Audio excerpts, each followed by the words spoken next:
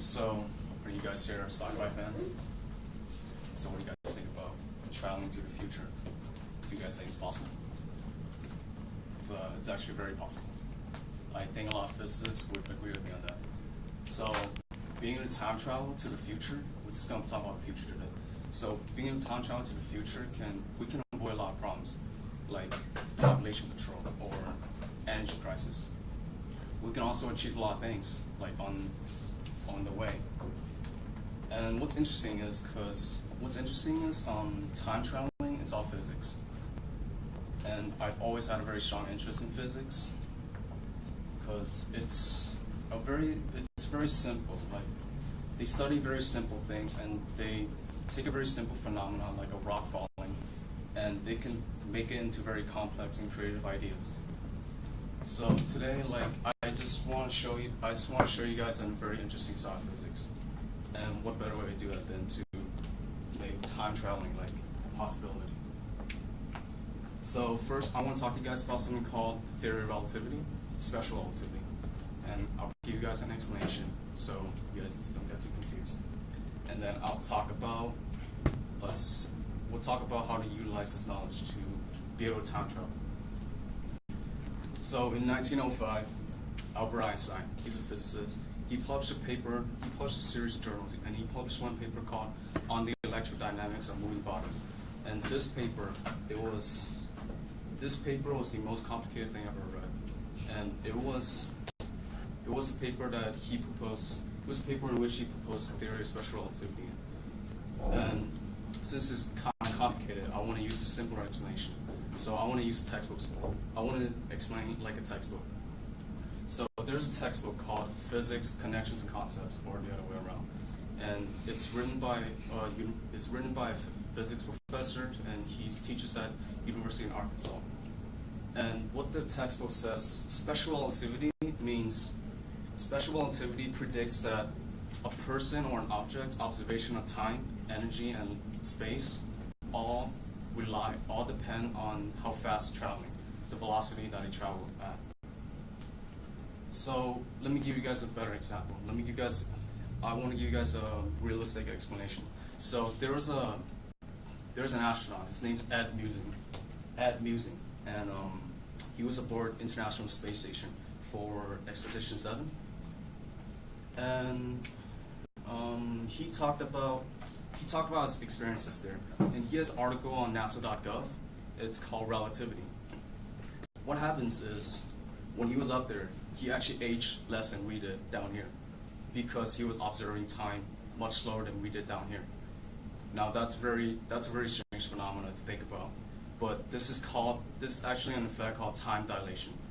So it's due to the fact that he was traveling at a very fast speed, because International Space Station was orbiting around Earth at a very fast velocity.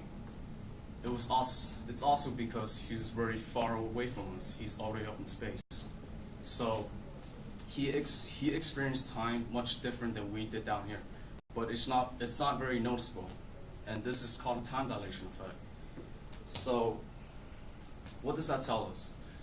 That tells us that to time travel to the future, we just need to make this effect more noticeable.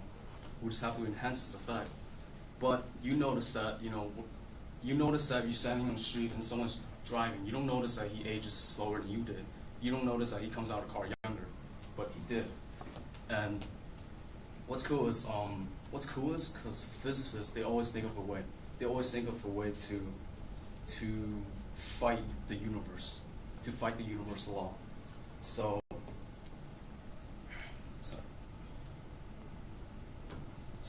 what I know that will work is that to enhance this effect, we have to gain a lot of speed.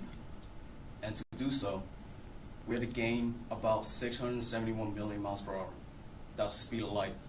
Do you guys have any idea how fast that is? You guys can get from here to like New York in like less than a second. Like we haven't made anything this fast ever, ever since we existed. And there's a reason why. So in 1905, Albert Einstein, he wrote another paper. It was called "Thus the Inertia of a Moving Body." depend on its energy content. And what this is asking is, does mass have energy? And yes, it does. Energy has mass, mass has energy. So he made an equation. He made an equation. L equals, okay, I'll make it more simpler. It's E equals mc squared. And this is called mass energy equivalence.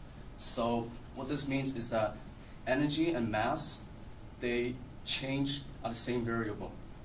And the only way to get us to move at the speed of light is if we can produce a lot of energy to do so. But unfortunately, we face technological barriers. We can't design anything that fast yet. So we can time travel in principle now that we know that. And I hope that I introduced a very interesting topic for you guys in physics. So, I talked about, give you guys a lesson about relativity, give you guys an explanation. I hope you guys understood. And we know how to time travel now. Just go really fast. So, I want to make this last point before I end the speech, is that don't be too discouraged about where we're at right now, what we're facing, the technological problems, because if we all seek to learn, we all seek to put our minds together, then I'm pretty sure we can do anything. All right, so good luck in your speech. Thank you.